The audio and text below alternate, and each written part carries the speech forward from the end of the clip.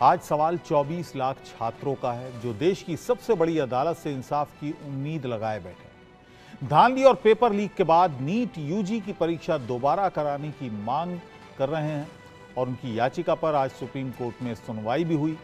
इस दौरान याचिकाकर्ताओं के वकील ने दलीलें दी कि पेपर लीक के कई मामले सामने आए हैं। परीक्षा से पहले टेलीग्राम पर पेपर लीक हुआ है, ऐसे में परीक्षा रद्द की जाए। याचिकाकर्ताओं की तरफ से मांग पर चीफ जस्टिस ने एनटीए से सवाल किया कि क्या इस बात को माना जाए कि पेपर लीक हुआ है, जिस पर एनटीए की ओर से दलील दी गई कि सिर्फ पटना में कथित पेपर लीक का मामला आया है। अभी हम ये नहीं कह सकते कि गलती सिस्टम स्तर पर है या नहीं।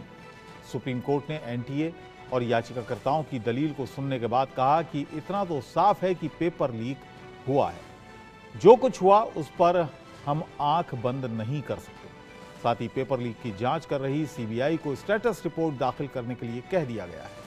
अब मामले की सुनवाई गुरुवार को होगी, लेकिन सवाल है कि क्या गुरुवार को नीट पर मचे घमासान का समाधान हो जाएगा, और सवाल यह भी कि छात्रों के भविष्य से किसने ये खिलवाड़ किया। आज इसी मुद्दे पर चर्चा करेंगे। कई खास मेहमान हमारे साथ होंगे, लेकिन पहले आपको एक रिपोर्ट दिखाते हैं। तो ये उम्मीद लेकर आए हैं कि हमारे पक्ष में कुछ फैसला आएगा और आज ही आएगा। ऐसा नहीं कि अगली डेट दे दी जाएगी, फिर उसके बाद एक और डेट, 1 महीना और डिले, 2 महीने पेपर को हो गए, 1 महीना रिजल्ट को हो गया, फिर आप बोल दोगे कि अब 3 महीने हो गए तो हम दोबारा एग्जाम नहीं करा सकते क्योंकि हमारा करिकुलम पोस्टपोन हो जाएगा।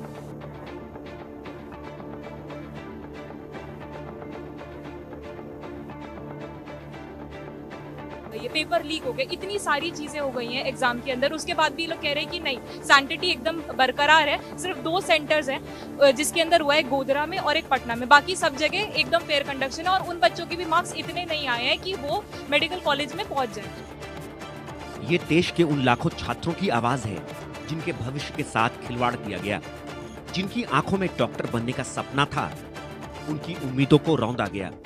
लेकिन अब उम्मीद देश की सबसे बड़ी अदालत पर टिकी है। सुप्रीम कोर्ट में याचिका दायर कर मांग की गई है कि 5 मई 2024 को हुई नीट यूजी परीक्षा रद्द की जाए, नीट यूजी की परीक्षा दोबारा कराई जाए, काउंसलिंग पर रोक लगे और रिटायर्ड जज की निगरानी में नीट यूपी परीक्षा में धांधली की जांच हो।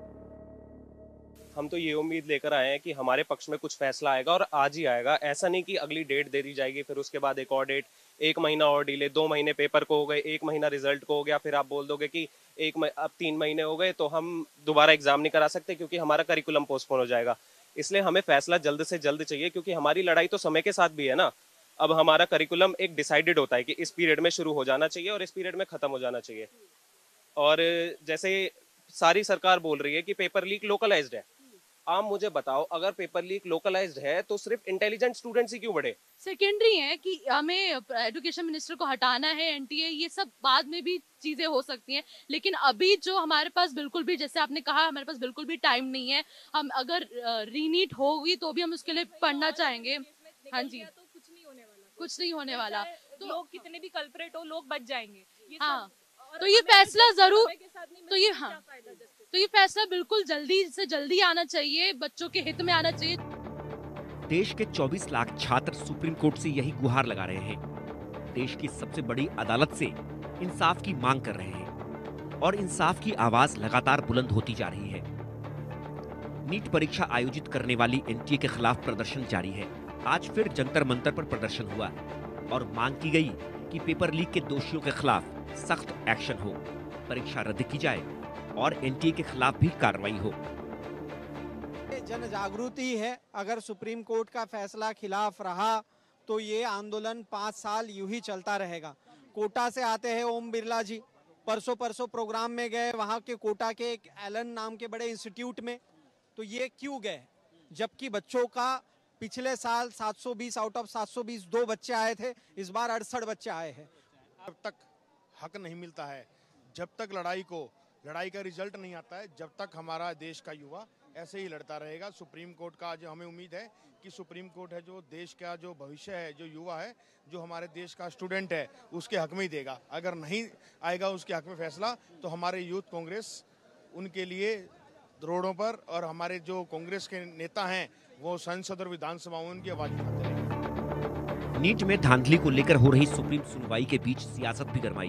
विपक्षी दलों ने पेपर लीक और नीट परीक्षा में गड़बड़ी को लेकर सरकार को सवालों के कटघरे में खड़ा किया। सरकार की मंशा पर सवाल खड़े किए और एनटीए को खत्म करने की मांग दोहराई। बर्बाद करके रख दिया बच्चों के भविष्य को, अपने अहंग, अपनी हठधर्मिता में। अव्वल तो पहले क्लीन चिट दे बैठे, उसके बाद जब कुछ साक्ष्य और सबूत आए तो दाएं बाएं करने लगे। मेरा मानना है कि पूरी व्यवस्था में घपले की जड़, फर्जीवाड़े की जड़ एनटीए। एनटीए नाम की चीज मैंने सदन में भी कहा, इसको डिसमेंटल करो, खत्म। पेपर लीक सरकार को सुप्रीम कोर्ट ने क्लियर आदेश दे देगा करके हम लोगों को बहुत बड़ा विश्वास है। री एग्जाम होगा और जो छात्र बच्चे के साथ किस तरीके के इन लोग ने इंजस्टिस किया है, 33 लाख बच्चों के साथ खेला है, उनके सपना को तोड़ने का काम किया है, तो कहीं ना कहीं ये सरकार को झुक के री एग्जाम करना पड़ेगा। धर्मेंद्र प्रधान, लीकेंद्र प्रधान का इस्तीफा लेना पड़ेगा। नीट पर सवाल और बवाल बढ़ता जा रहा है। हालांकि सीबीआई जांच चल रही है, लेकिन विपक्ष को सीबीआई पर भरोसा नहीं और इन सब के बीच नजरें सुप्रीम कोर्ट पर टिकी हैं। लेकिन सवाल है कि 24 लाख छात्रों के भविष्य से किसने किया खिलवाड़, और सवाल ये भी कि क्या नीट की परीक्षा रद्द होगी। Bureau report, India news.